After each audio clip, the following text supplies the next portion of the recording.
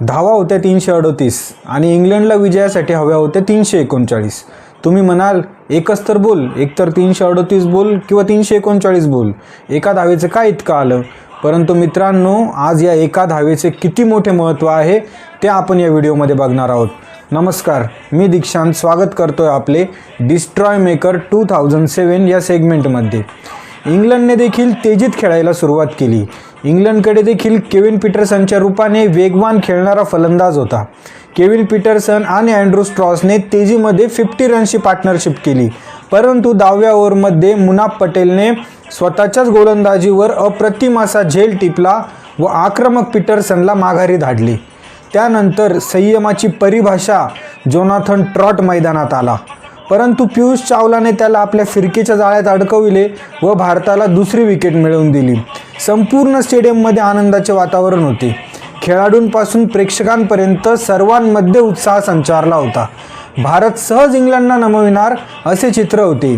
इकडे हळूहळू Andrew स्ट्रॉसने Ian बेलला हाताशी धरून फलंदाजी सुरू ठेवली. दोघेही खेळाडू संयमाने खेळत होते, परंतु त्यांनी धावगती कधीही आवाक्याबाहेर जाऊ दिली नाही. कुठलीही रिस्क न घेता अगदी रिस्क फ्री शॉट खेळत 339 धावांचे लक्ष्य गाठण्यासाठी कशी पायाभरणी करावी याची जणू ते शिकवण संपूर्ण क्रिकेट विश्वाला देत होते. बघता बघता स्ट्रॉसने आपले शतक पूर्ण केले. भारतीय बॉलर शर्तीचे प्रयत्न करत होते, परंतु त्यांना यश मिळत नव्हते. मजबूत अशी भारतीय बॉलिंग स्ट्रॉस समोर फिकी वाटत होती. स्ट्रॉस आणि बेल सहजरित्या ओव्हर खेळत होते. एका ओव्हरमध्ये 3-4 सिंगल आणि एखादा चौकार असे गणित आखून त्यांचा रन रेट चाललेला होता.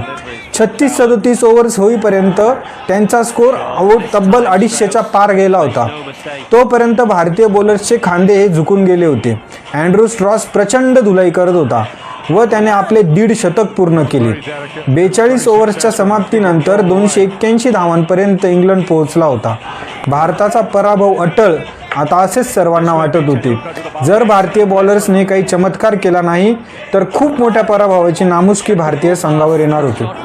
भारताला आता चमत्कारच वाचवू शकत होता आणि तो चमत्कार घडवून आणला भारताच्या बॉलिंगचा कणा समजला जाणारा, बॉलिंगमध्ये भारताचे नेतृत्व करणारा डावखुरा वेगवान गोलंदाज झहीर खानने. प्रथम इयान बेल आणि नंतर एका अप्रतिम अशा अनप्लेएबल इन स्विंगिंग यॉर्करवर स्ट्रॉसला चारी मुंड्यात चित करून सलग 2 चेंडूंमध्ये 2 विकेट्स घेतल्या व एक आशेचा किरण जागवला. या 2 विकेट झहीरने घेतल्या या खूप महत्त्वाच्या होत्या. त्यानंतर एक ओव्हर शांत गेल्यावर पुन्हा एकदा झहीरने नकल बॉल टाकला. जो नकल बॉल टाकण्यात झहीरचा हातखंडा होता आणि पॉल कॉलिंगवूडच्या दांड्या गुल केल्या. पॉल कॉलिंगवूडची ती विकेट पुढची 100 वर्ष जरी बघितली तरी भारतीय चाहत्यांचे नेहमीच डोळे सुकावतील इतक्या अप्रतिमरित्या झहीरने ती विकेट मिळवलेली होती आणि इतका अप्रतिम तो बॉल टाकलेला होता. त्यानंतर हरभजनने लगेचच मॅट प्रायरला आऊट केले व इंग्लंडची 6वी विकेट पटकवली. 43व्या ओव्हरमध्ये 281 रन्सवर 2 आऊट असलेला इंग्लंड 46वी ओव्हर येता येता 289 धावांवर 6 आऊट झाला होता. अतिशय अनाकलनीय कलाटणी त्या झहीरच्या एका स्पेलने सामन्याला दिली होती. एकेवेळी सामना भारताच्या हातून निसटला अशी परिस्थिती असताना झहीरच्या दिमागदार स्पेलने दमदाररित्या भारताचे पुनरागमन करवून दिले होते. मायकेल यार्डी व ब्रेसनन यांनी चौकार व षटकार मारत स्कोर 300च्या पुढे नेला. 48व्या ओव्हरमध्ये यार्डीला मुनाफने आऊट केले व स्कोर 307 वर 7 आऊट झाला. 15 चेंडूंमध्ये 32 धावा.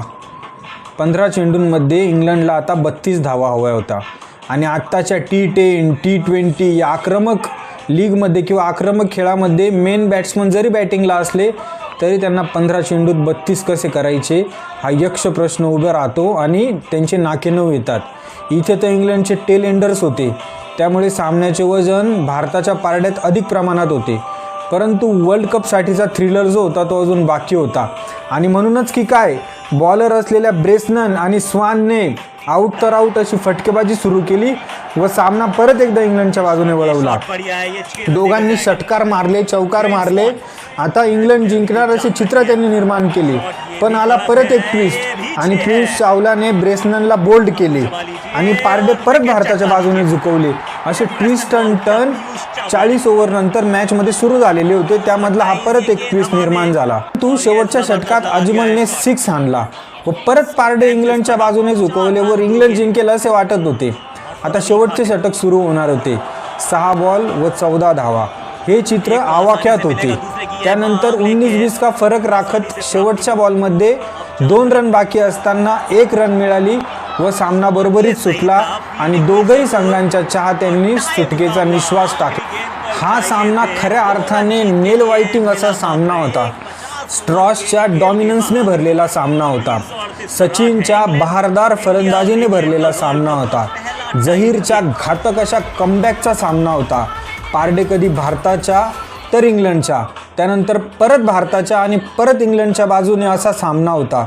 जर कोणती एक टीम या सामन्यात जिंकली असती तर ते अनफेअर झाले असते आणि म्हणूनच की काय सामना हा बरोबरीत सुटला. तर पुढील सामन्यांमध्ये भारत कशी कामगिरी करतो व सचिन आणि सर्व देशवासियांचे स्वप्नपूर्तीसाठी खेळाडू कसे जीवाचे रान करतात या सर्व गोष्टी आपण बघणार आहोत, परंतु त्या नेक्स्ट व्हिडिओमध्ये. तोपर्यंत स्टे ट्यून. धन्यवाद.